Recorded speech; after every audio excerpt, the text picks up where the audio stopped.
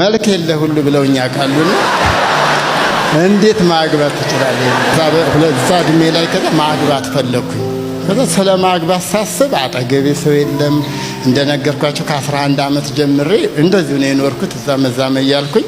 ከዛ ስለማግባት ሳስብ ማን ይድራሃል አንተ ማን ነው ምናምን ብሎ ሰይጣን ያስፈራራኛል። ሰዎች ራሱ በይፋ በቃ አንተ ዕውቀት የለህ፣ ገንዘብ የለህ፣ ትምህርት የለህ ወይ መልክ የለህ ሁሉ ብለውኛ ካሉና እንዴት ማግባት ትችላለህ?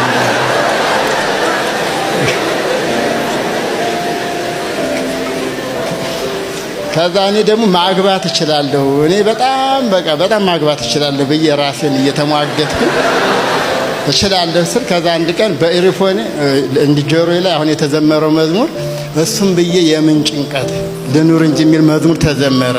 ከዛ እኔ እዛ ላይ ከጌታ ጋር ወራና እኔ ርካሽ ኃጢአቶች አሉ አሁን እነሱ እንደሚሉት አይደለም። እኔ በቃ የሆነ ነገር ማድረግ እችላለሁ፣ ግን አንተም ብዬ ስለሆነ መልክ ያላት ሙያ ያላት ጥሩ ሚስት በአስቸኳይ ስጠኝ ማለት ነው።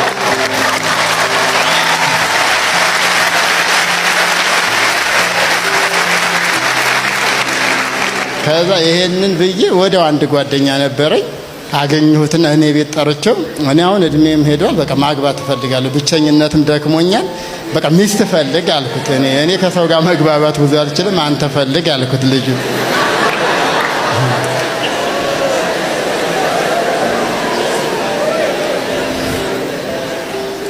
ከዛ ልክ ልጁ ከ6 ወር በፊት አንድ ልጅ መታ መንፈሳዊ የሆነ ሰው ካለ እሱ አገልጋይ ነው፣ መንፈሳዊ የሆነ ሰው ካለ ምንም መስፈርት የለኝም አጋቡኝ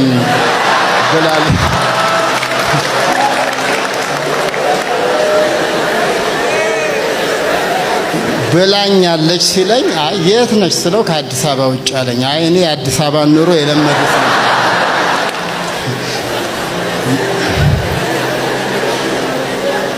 ከዛ የአዲስ አበባ ኑሮ የለመደ ሰው ነው የምፈልገው አልፈልግም ብየው ነበረ።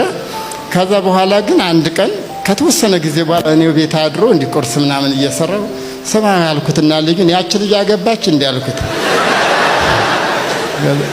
አላገባችም ሲለኝ በቃ እሺ ቆይ ሞክር ስለው ከአዲስ አበባ ውጭ ትሄዳለህ አለኝ። በቃ ጌታ ካለ ምንም ማድረግ አልችልም አልኩት።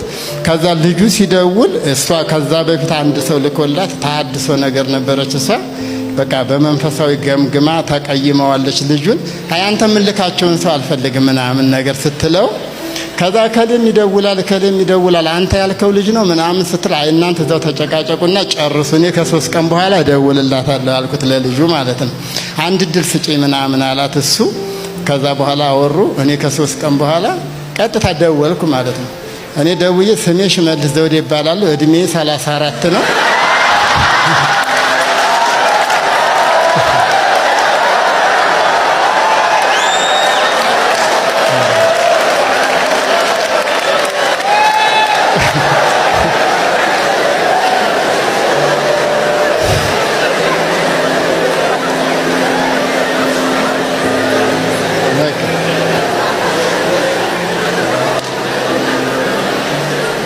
ከዛ እድሜ 34 ነው፣ ከለሬ ጥቁር ነው። ከ8ኛ ክፍል በላይ አልተማርኩም። ጥሬ ግሬ ነው የምኖረው። ወላጅ አልባ ነኝ። የምታገቢ ከሆነ ከ3 ቀን በኋላ ደውልልሻለሁ አልኩት።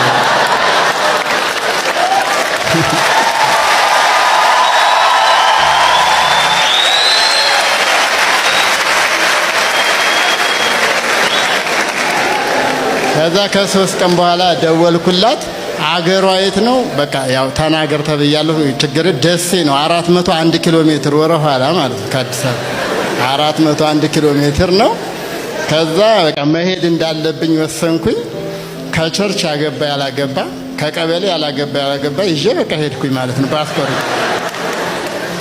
ከዛ እንደሄድኩኝ በቃ አልጋ ያጅልኝ። እኔ ሰው ሀገር ሰው ነኝ። በቃ አልጋ ያጅልኝ ብያታለሁ። አገሩንም አላውቀው። አንድ ቀን ብቻ በማለት ሄጃለሁ ከ10 ዓመት በፊት። አንድ ሆቴል ውስጥ ሆነን የት ነሽ? ምንድነው የለበስከው? እኔ ጥቁር ቦርሳ ይዣለሁ። ምን ይዣለሁ ብዬ በግድ ተፈላልገን ተገናኘን። ቀጥታ በቃ ከዛ ዛሬ አወራን፣ ነገ ኤችአይቪ ምርመራ እናረጋለን አለችኝ። እሺ አልኳት። እኔ ተጠንቅቄ ነው የኖርኩት ለማለት ፈልጌ ነበረ፣ ግን አይ መመርመር ግድ ነው አለችኝ። እሺ ከዛ ወደ ሆስፒታል ሄድን፣ ተመረመርን። በማግስቱ በቃ ተመረመርን፣ ምሳ በላን፣ ውጤቱ ደስ አለን። ከእነሱ ሀገር 15 ኪሎ ሜትር የማውቀው መዝናኛ ቦታ ነበረ። እዛ በቃ ውሰጅኝ ምናምን ብዬ በቃ እንደ ፍቅረኛሞች በቃ ወደ መዝናኛ ሄድን ማለት ነው።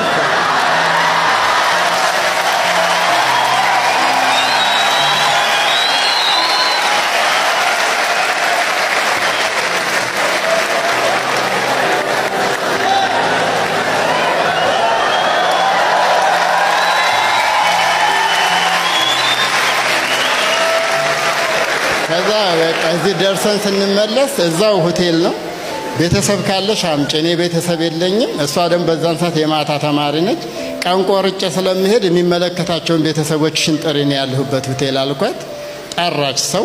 በአጋጣሚ እዚህ ቸርች ያመጣች ሰው በጣም የቅርብ እህታችን ነበረች። እሷን የምትረዳ ሴት ነበረች።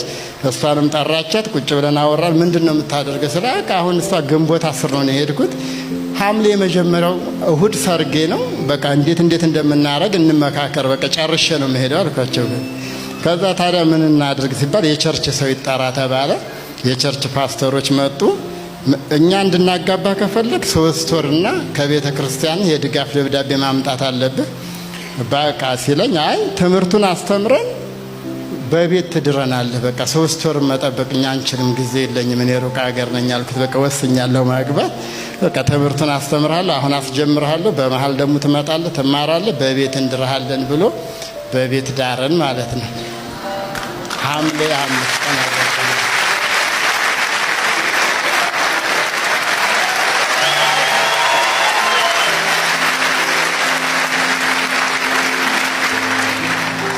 ከዛ ሐምሌ 5 ቀን ተጋብተን ወደ አዲስ አበባ ይዣት መጣሁኝ። መኖር ጀመርኩኝ። ያም የቀበሌ ቤት ስም ዞረ።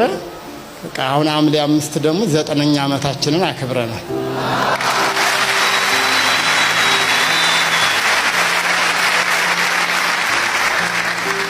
ከዛ በቃ በዚህ ውስጥ እየኖርኩኝ እስከዚህ ያለው ከዚህ በፊት ያለው ታሪኬ ነው። ከዛ ወደዚህ ቸርች እንዴት እንደመጣሁ ደግሞ ላውራቸው።